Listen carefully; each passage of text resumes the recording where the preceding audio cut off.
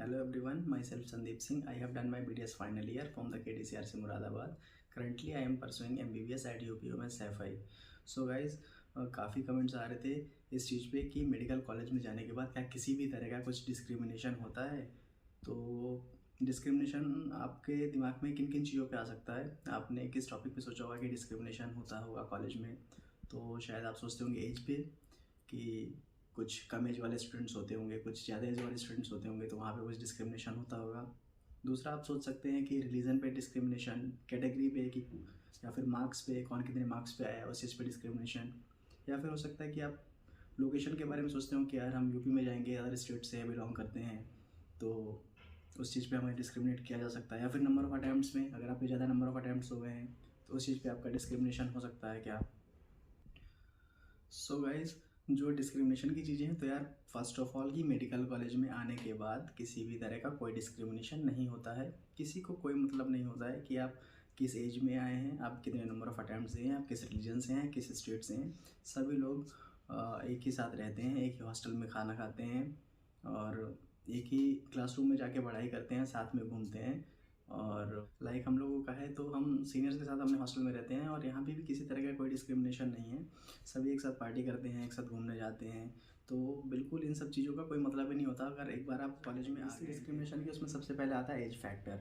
तो age factor में क्या है गाइस कि मान लो एक कोई स्टूडेंट है 20 साल की एज में, उसका सिलेक्शन हो गया। दूसरा है जो 25 से 26 साल की एज में सिलेक्शन हुआ है। तो क्या कॉलेज लेवल पे उसमें कुछ डिस्क्रिमिनेशन होता होगा, या फिर बैच में कुछ डिस्क्रिमिनेशन होता होगा, या सीनियर्स कुछ ऐसा डिस्क्रिमिनेशन करते होंगे। तो इन तीनों चीज़ में बिल्कुल जवाब है बिल्कुल नहीं। किसी भी तरह का डिस्क्रिमिनेशन कोई नहीं करता है, किसी को कोई मतलब ही नहीं होता है बेसिकली।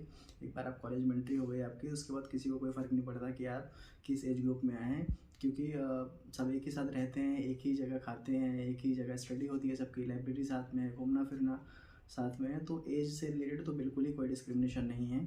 बाकी आपको ये भी लग सकता है कि लोकेशन के बेसिस पे आपको कोई डिस्क्रिमिनेट करे कि यार जैसे कि ये कॉलेज हमारा यूपी में है, तो दूसरे स्टेट के स्टूडेंट्स आते होंगे तो उनको लगता होगा कि यार हम बाहर के स्टेट से हैं तो हमें कुछ डिस्क्रिमिनेशन फेस करना होता होगा। तो ऐसा बिल्कुल नहीं है। यहाँ आपका जो अच्छा फ्रेंड बन जाता है, आप जैसे फ्रेंड सर्कल में रहते हैं सभी आपके साथ अच्छा बिहेव करते हैं, और ऐसा नहीं है कि यहाँ गैदरिंग शुरू हो जाती है। तो ऐसा बिल्कुल भी नहीं होता है। लोकेशन के बेसिस पे भी कोई डिस्क्रिमिनेशन नहीं होता है। थर्ड पॉइंट मैं लूँ तो नंबर ऑफ़ अटैम्प्ट्स की बात कर सकते हैं। आपकी कोई बोल सकता है कि यार किसी ने यूजी में ज़्यादा अटैम्प्ट्स दे दिए हैं तो उसको डिस्क्रिमिनेट किया जाएगा, रदर देन उसको जो फर्स्ट अटैम्प्ट में ही आ गया या सेकंड अटैम्प्ट में ही आ गया, यहाँ पे फ्रेशर है। तो उसमें भी बिल्कुल नहीं है। और गाइस ये भी हो सकता है ना कि कभी जो यूजी में जिसके ज़्यादा अटैम्प्ट्स हो गए हैं वो शायद पीजी में जल्दी उसका सिलेक्शन हो जाए रदर देन फ्रेशर। तो वो चीज़ मैटर नहीं करती है आपका कहीं पे भी कि आप कितने अटैम्प्ट्स में आए हैं। आप एक बार अगर मेडिकल कॉलेज में एंट्री आपकी हो गई है तो फिर किसी को कोई फ़र्क ही नहीं पड़ता इन सब चीज़ों से कि आप कहाँ से हैं, कैसे हैं, क्या बिलोंगिंग से, बिल्कुल नहीं। आप सब एक ही लेवल पे स्टैंड करते हैं और आप रेस स्टार्ट करते हैं यहाँ से। रही मेरे सेल्फ एक्सपीरियंस की बात डिस्क्रिमिनेशन के ऊपर, तो बार बार मुझसे शायद ये सवाल इसलिए पूछा जा रहा होगा कि मैंने बीडीएस किया हुआ है तो अब मेरी एज ज़्यादा हो गई होगी तो एमबीबीएस में मुझे डिस्क्रिमिनेट करते होंगे बैचमेट, सीनियर्स या फैकल्टी।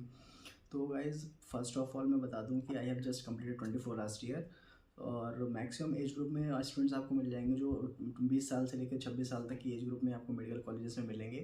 क्योंकि बहुत स्टूडेंट्स ऐसे होते हैं जो ड्रॉप ही करते रहते हैं लगातार, 4 ड्रॉप, 5 ड्रॉप, 6 ड्रॉप हो जाते हैं और वो कहीं किसी कोर्स में इनरोल नहीं होते हैं। तो वो भी इसी कैटेगरी में लाई करते हैं। अब मैंने बीडीएस कर लिया है, मैं थोड़ा सा एक्सपोज हो गया हूँ, तो इसका ये मतलब नहीं है कि कुछ डिस्क्रिमिनेशन हो रहा होगा मेरे साथ कि मैंने बीडीएस कर लिया है। हाँ, मैंने बहुत सारी नॉलेज वहाँ से गेन की है बीडीएस की, थोड़ी बहुत मुझे हेल्पफुल है, यहाँ पे थोड़ा हेल्प मिल जाती है उन सब चीज़ों से। बाकी बहुत सारे स्टूडेंट्स हैं जो उस ड्रॉप वाले पीरियड में गाइज बीएससी कर लेते हैं। बीएससी करने के बाद कुछ ऐसे भी मैंने स्टूडेंट्स देखे हैं मेरे कॉलेज में, अदर कॉलेजेस में भी हैं फ्रेंड सर्कल में, इन्होंने बीएससी के बाद एमएससी कंप्लीट कर ली है, कुछ बीएमएस कर रहे हैं, कुछ बीडीएस भी कर रहे हैं। और बहुत सारे स्टूडेंट्स मेरे साथ कॉन्टैक्ट में हैं जिन्होंने मुझे कमेंट किया है इस चीज़ पे कि हम भी तैयारी कर रहे हैं। तो ये डिस्क्रिमिनेशन बिल्कुल इस सब चीज़ों पे कुछ नहीं होता है। बाकी गाइज मैंने बीडीएस किया हुआ है तो ये मेरे लिए एक प्राइड की बात है कि मैंने बीडीएस के बाद जो है एमबीबीएस में एडमिशन लिया है। और गाइज़ क्योंकि इस चीज़ से मुझे काफ़ी रिस्पेक्ट मिलती है। मेरा पुराना कॉलेज है, मेरे जूनियर्स हैं वहाँ पे, वो उन्होंने मुझसे थोड़ा इंस्पायर होकर कुछ उसमें शायद तैयारी भी कर रहे हैं, और कुछ सीनियर्स हैं वो भी बहुत उस चीज़ के लिए रिस्पेक्ट देते हैं, और फैकल्टी है उनको भी बहुत प्राउड होता है कि यार हमारे कॉलेज से कुछ ऐसा बच्चा किया जिसने एक नॉर्मल ट्रेंड से हट के कुछ अलग किया है, कॉलेज का नाम किया है। तो गाइज़ इस चीज़ में कोई डिस्क्रिमिनेशन नहीं है, जबकि एक प्राउड वाली बात होती है। मैं अपने यहाँ कॉलेज में भी आया हूँ, तो यहाँ जिस सीनियर को पता चलता है कि इसने BDS किया हुआ है, या फिर जिस बैचमेट को पता होता है, तो वो भी थोड़ा एक अच्छा बिहेवियर होता है आपके प्रति कि यार ये इसने कुछ अलग किया हुआ है, नॉर्मल ट्रेंड से हट के किया है। तो ये एक बहुत ही प्राउड वाली चीज़ है, बिल्कुल इसमें कुछ घबराने या शर्माने वाली बात नहीं है। आपने जो किया है बहुत अच्छा किया है। साइड फाइनली ये कंक्लूड करना चाहूँगा इस वीडियो में कि किसी भी तरह का कोई डिस्क्रिमिनेशन नहीं होता है। आपको सिर्फ अपनी प्रिपरेशन पे ध्यान देना है। आप एक बार मेडिकल कॉलेज में आ जाएंगे, किसी को कोई मतलब नहीं होता इन सब चीज़ों से।